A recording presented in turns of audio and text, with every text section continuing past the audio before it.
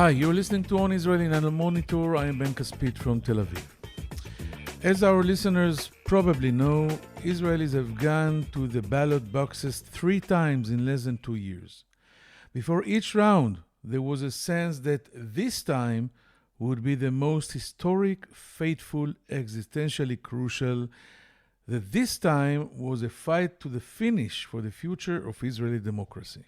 Well, this week Israelis vote for the 4th time in less than 2 years, and the sense of history in the making is even stronger. Benjamin Netanyahu's trial on corruption charges has begun. The evidentiary stage is scheduled shortly after the March 23 elections. The Prime Minister has defied predictions of his political demise for the umpteenth time, and is now closer than before to obtaining a Knesset majority that would allow him to establish what would be Israel's most radical government ever. It would consist of right-wing and ultra-Orthodox parties and pave the way for legislation suspending or cancelling his criminal trial and neutering Israel's law enforcement system and judiciary. Netanyahu is campaigning feverishly up and down the country. He is one-man band, juggernaut who cannot be stopped not by reason or reality, and certainly not by his anemic or simply boring rivals. 72 hours before the elections, Netanyahu was polling at 30 Knesset seats or more, frantically poaching votes from his 2 main rivals on the right, Gideon Sa'ar and Naftali Bennett, who have dropped in the polls from 2-digit to single-digit results in just a few weeks. Will Netanyahu succeed in bringing Israeli democracy to its knees, to tame it to his personal needs and turn Israel into a Middle Eastern version of Hungary, verging on Turkey? Will the opposing camp block him just before he reaches the coveted 61 seats, or will the once again inconclusive results drag Israel to its 5th consecutive elections? Will the anyone but Netanyahu camp somehow, miraculously, find a way to stop this endless carousel and finally replace Israel's longest-serving prime minister? Our guest today is one of Israel's sharpest political pundits. Chaim Levinson grew up in an ultra-Orthodox Jerusalem family that moved to Israel from the United States, but abandoned the religious way of life for what has evolved into outspoken left-wing liberalism. He writes for Haaretz, hosts and participates in radio and television programs, and has an impressive Twitter following. Chaim Levinson will be here after this short break.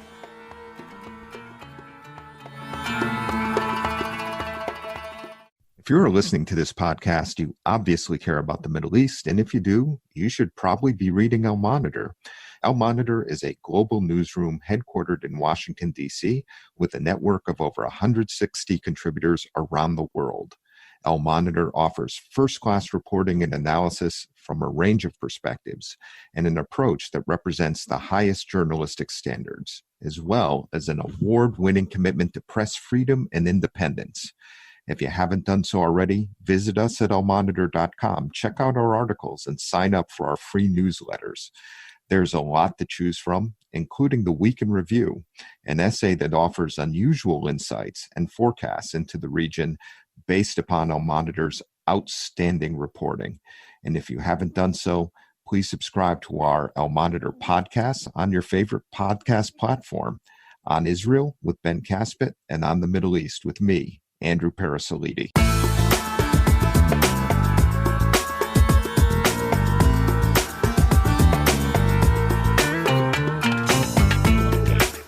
Now let's say hello to Haaretz columnist and analyst Chaim Levinson. How are you, Chaim? And thank you for joining us here in On Israel.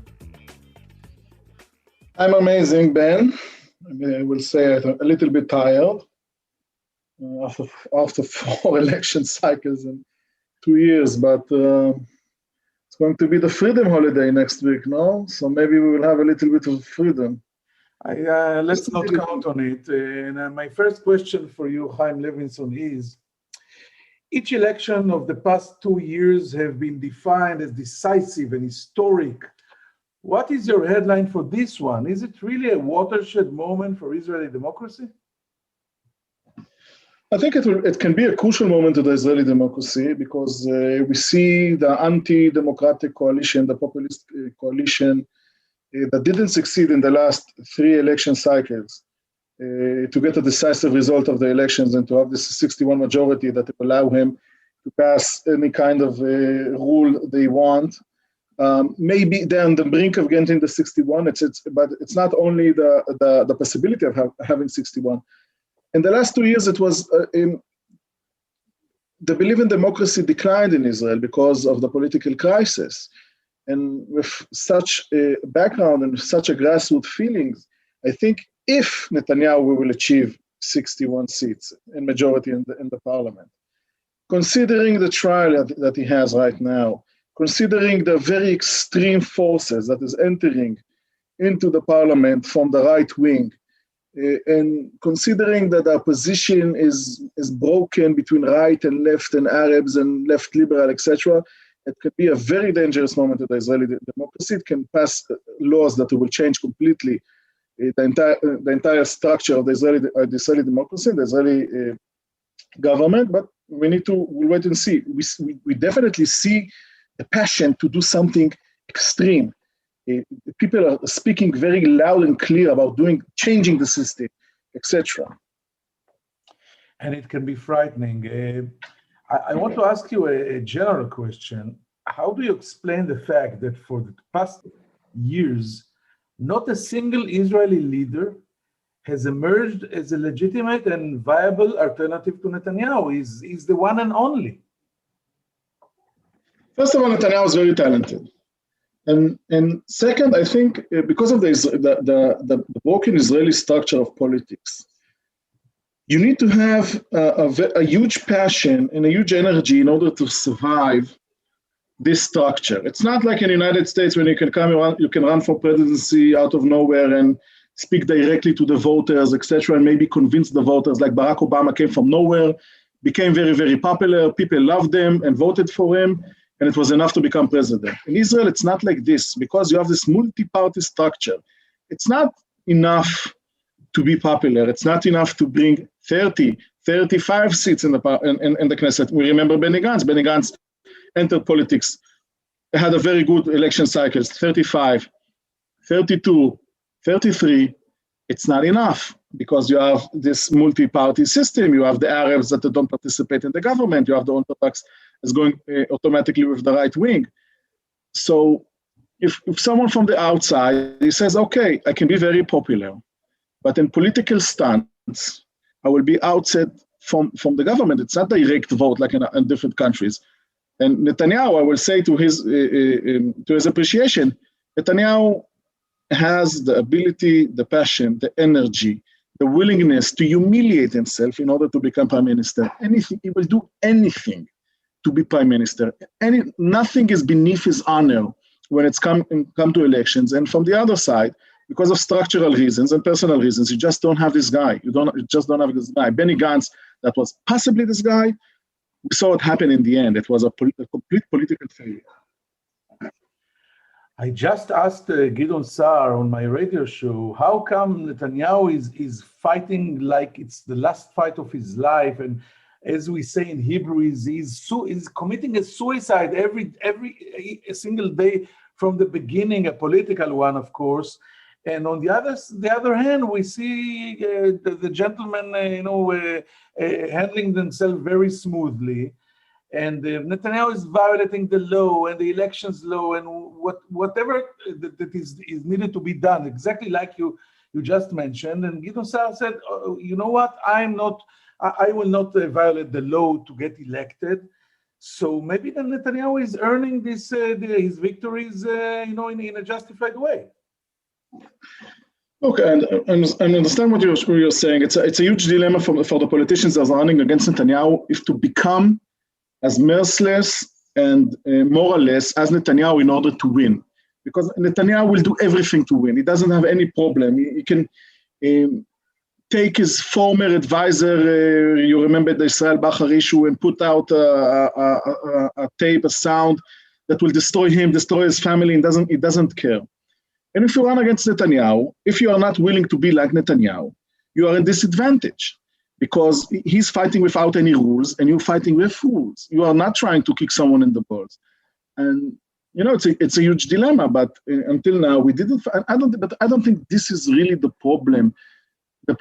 Maybe a little bit during the Gantz, maybe the Gantz candidacy, you can see the moments that if he was aggressive like Netanyahu, if he was more or less as Netanyahu, he can take Netanyahu out.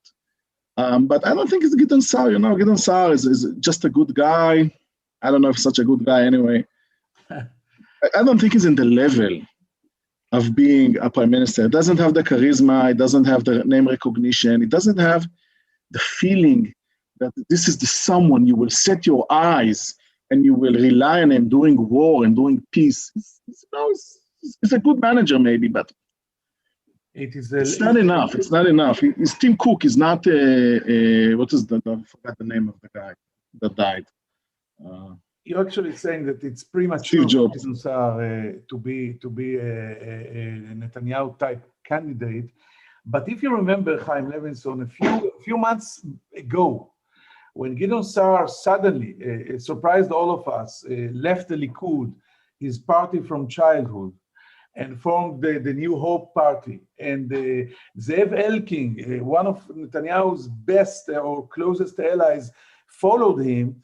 We thought it's a game changer because it's the first time that Netanyahu is being challenged so roughly from the right. It's not only Avigdor Lieberman and Naftali Bennett, it's also the flesh and blood of Likud, Sa'ar and Elkin.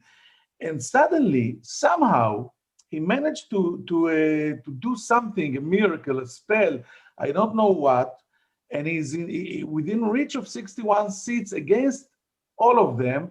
And my question is, finally, is it the coronavirus? Is it the vaccines that Netanyahu is, actually he brought the vaccines to Israel, and is he riding on the corona, and the corona that buried Donald Trump politically, maybe is the revival of Benjamin Netanyahu?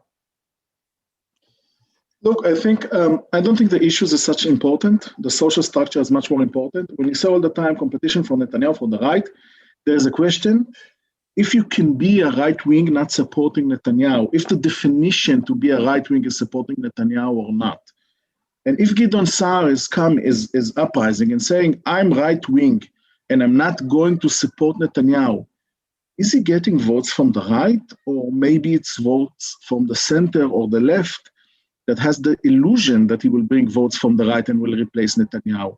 And it was a big debate between Netanyahu and between Sa'ar and Bennett, if to say you sit under Netanyahu or not sit under Netanyahu. In the beginning, it was seeming like Sa'ar made the right decision to say, I will not go with Netanyahu immediately. He got 20 seats in the polls, and it seemed much more smarter position. But in the end, maybe Bennett's position, not to disconnect himself from Netanyahu, is being the smarter decision because he still attracts right-wing votes. Netanyahu eliminated the term of right-wing, and it's not any importance to the ideology. He's replacing his ideology every minute, the economic ideology. He one day said annexation, one day he threw the annexation to the garbage and went to have a deal with the United Arab Emirates, etc.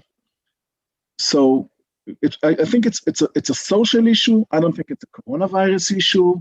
It's similar to what happened in the United States. I don't think someone voted for Trump because he was good at coronavirus, or voted for Biden because Trump was bad with coronavirus. Everyone had the same position from House, and through the lens of this position, he judged the candidates. People who like Netanyahu think he's great in the corona. People who hate Netanyahu think he's disaster in the corona. Very, very few people are like Netanyahu, but disappointed from the coronavirus, and they went to Bennett, and if Bennett will go with Netanyahu, so what is the difference, Ben? So, okay, I understand you. Although I think that the COVID-19 crisis did affect the American election, but I understand fully what you said. And let me ask you this: is there still a chance that anyone but Netanyahu camp will be able to form a coalition on after the election. Is there still a scenario of the camp, that anybody but Netanyahu or the not anti-Netanyahu camp will be able to form a government after the election? The anti-Netanyahu camp that includes from the left Nitzan Horowitz and then the Labor with Merav Michaeli and Benny Gantz and Yair Lapid and Avigdor Lieberman from the Russian right and Naftali Bennett and Gideon Sa'ar. How many people I mentioned here? 6 or 7? Yeah. If they will get to 61 possible majority, that they don't have anything connecting between of them except the willing to kick Netanyahu out of office. If you ask me if it's possible that they will sit in one room and organize a government that will outset Netanyahu just for the point of sending him home and maybe healing the Israeli political system, it's a small chance. But I don't think it's a big chance because one of them will think that the 5th elections is a better possibility for him and he will not form such kind of a government. And by the way, if such a government would be formed, I think it will collapse. It will collapse in a half a year, if not a year. It will not end the political crisis. It will just continue it in a different way. So it's a possibility. I think the probable possibility that it will go to a 5th election. Netanyahu doesn't care. He sits in office. He's an interim prime minister. He still have his security guards. They're still funding his home in Caesarea. This is the most important issue. So what he cares. So you said the most relevant option is a 5th election, but we have the option that is getting more and more relevant, that of a Netanyahu win, a 61 or more win by Netanyahu. And can you try and sketch for me the morning after a sweeping Netanyahu victory? Will he have sufficient support to carry out a constitutional revolution and reign in Israeli democracy? And then it's up to Naftali Bennett if he wants to be the guy who will stop the constitutional revolution or not. I don't know. I think he will just go with his voters. I don't think if he will go with Netanyahu, I don't think he will stand against Netanyahu like Moshe Kachman and Yair Lapid and Ehud Barak did in the past. He's a different guy from a different camp, with a different culture. He's a very right-wing guy. He maybe speaks more nicely than Itamar Ben-Gvir, but I don't think regarding core issues of the Israeli society, they have huge differences. I assume that the main problem will be the trust between Netanyahu and Bennett. I assume Netanyahu will find the way, the laws, whatever, to give Bennett what he wants, and he will believe him, because I don't think Bennett has any really options. Bennett cannot go to a 5th election. What will happen in the 5th election? All the time, Bennett is promising us that he will start a big Israeli party that will replace the Likud, that will be religious, not religious, and traditional. He has the same speech for 10 years. It didn't work, and it doesn't work. He will get maybe 8, 9, 10 seats. It's nice, but it's not a leading party. It's not a party that will make him a prime minister.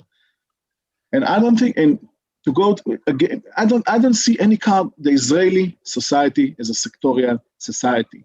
Bennett is unpopular, and the peripheral, Mizrahi, low-class Jews that is voting into majority of them to the Likud, and without votes there, it's just not enough right-wing, anti-Likud voters. And to go to 5th elections, it's committing suicide, politically committing suicide. But sometimes you gamble and you lose. So let's dive into the Bennett dilemma. I don't think even I, after 35 years in this job, I don't remember a more crucial dilemma that stood in front of a politician in this scenario. And Bennett will have probably from the center-left side a proposition to be prime minister in rotation, first prime minister for, let's say, 2 years or a year and a half. Within 1 month, he's getting inside the prime minister's chambers and home and flying to the United States and meeting President Biden, etc. Or from the Netanyahu side, he will not get an opportunity to become a prime minister, but he will maybe get an opportunity to get into the Likud with all his party and actually get the keys to be the next or the hero or the next leader of the right wing in Israel. What will he do in such a dilemma? I think it will be very tempting to Bennett. If Bennett will have a real offer to become prime minister first, even for half a year. From Netanyahu's side, from the other side, it would be very tempting for them.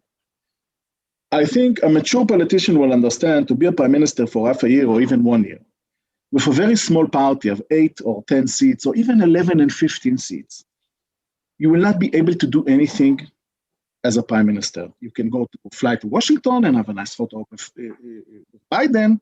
It's nice. I will not say it's not nice, but I think it's pointless. But I don't think that Bennett is a mature politician.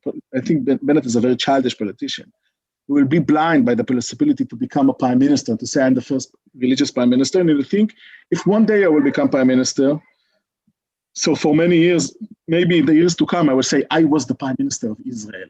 And maybe it will help him to get again to this office. Historically, we saw a prime minister who came into office and collapsed in the public opinion, Ehud Olmert, Ehud Barak. It's not the office, it's not only holding the office, but if such a scenario will happen, if Netanyahu will say to Bennett, come to me, be the first one for half a year, if Lapid, Lieberman, Michaeli will say, please, Naftali, become prime minister, you have the votes, I think he will go for it. Very interesting. Let's say, finally, after having said all that, we have to admit that the most important thing that we have to watch on the election night and the morning after, and maybe the days after, is which small party will not cross the line, the 4 mandates line, and will stay outside of the Knesset. If it happens to Blue and White or to Meretz, it's a disaster for the anti-Netanyahu bloc. If it happens to the Jewish Zionist party of Smotrich, it's a disaster for Netanyahu. If it happens to Ram, to Mansour Abbas, I don't know for who it's a bigger disaster. What do you say about what is your prediction in this issue? Look, it's impossible to predict what happened in these elections also because of the threshold. We don't know who will pass, who will not pass, and you have a few elections that it was very close, 1,000 votes, 3,000 votes, 10,000 votes, and you have so many parties dancing around the threshold, so it's impossible to analyze it. Of course, if a right-wing party will fall, it will be a disaster for Netanyahu. If a left-wing party will fall, it will be good for Netanyahu. The question is Ram. I think, by the way, Ram, I think is still, Netanyahu needs Ram not to be in the parliament because it's accelerating his possibility to have 61, because if Ram doesn't pass, maybe he will get the one seat he needed to have the 61 majority. So it's a very tricky thing for Netanyahu. They are good for him in the parliament, but they can be also very bad for him for forming a government.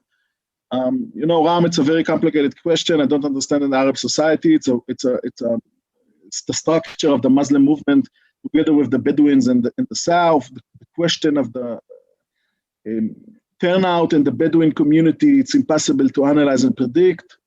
It will be a very, very, very close election, especially to Ram, and it can be, by the way, will be decided only after 3-4 days. After every envelope will be counted, like in the United States, we will need to wait. Just wait patiently and see who's passing and who's not passing.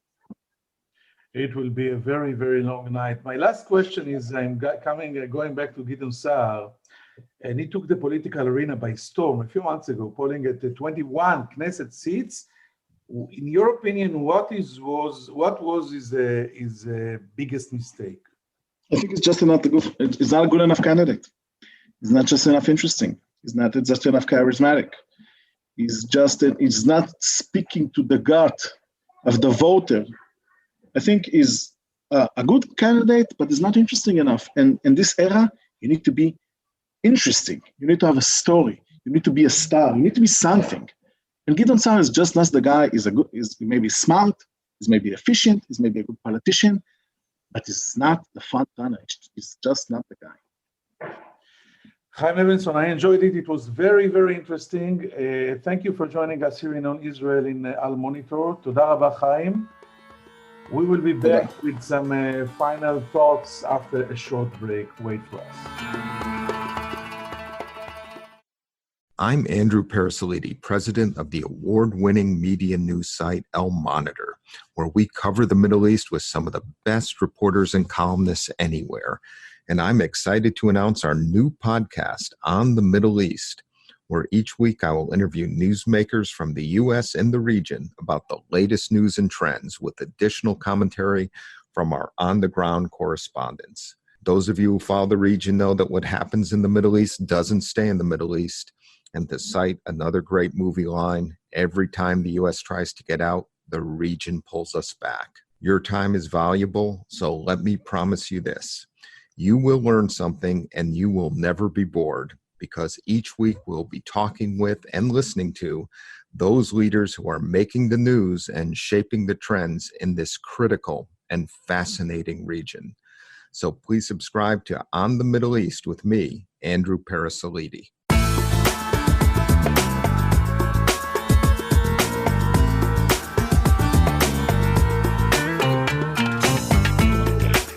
Thank you for staying with us. Haaretz analyst Chaim Levinson is not very optimistic. In the interesting conversation we just held with him, he said that the March 23rd elections can be a crucial moment for Israeli democracy. Levinson thinks that the anti-democratic coalition is gaining momentum by the hour, and maybe after 3 consecutive failures to reach the 61 seats in the Knesset goal, they are going to do it, and they are within reach of this achievement. Levinson thinks that democracy as a whole is declining in Israel in the past years because of the political crisis. He says that if Netanyahu achieves a majority of 61 seats in the parliament, it can be a very dangerous moment for Israeli democracy, including new laws that can endanger or change the entire structure of the Israeli system. We will know the answers to all these questions next week on Monday. If everything's all right, we'll be here, the same place, the same time, on Israel in Al Monitor. I'm Ben Caspit from Tel Aviv. Take care.